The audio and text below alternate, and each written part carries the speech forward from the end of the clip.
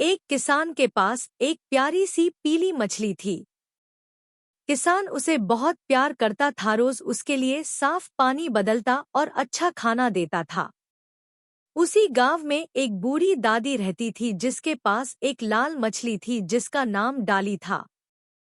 दादी रोज अपनी मछली को अनार के दाने खिलाती थी।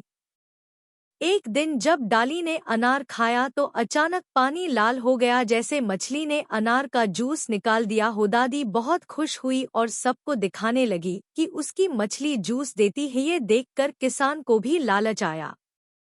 उसने सोचा अगर उसकी मछली भी जूस दे तो कितना अच्छा होगा। वह अपनी पीली मछली को आम खिलाता है लेकिन कुछ नहीं होता।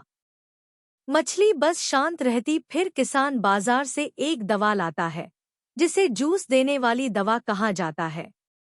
वह दवा मछली के पानी में डाल देता है। कुछ देर बाद मछली हिलने लगती है, उसका रंग फीका पड़ जाता है और वह धीरे धीरे पानी के ऊपर तैरने लगती है। मछली मर जाती है। किसान की आंखों में आंसू आ जाते हैं।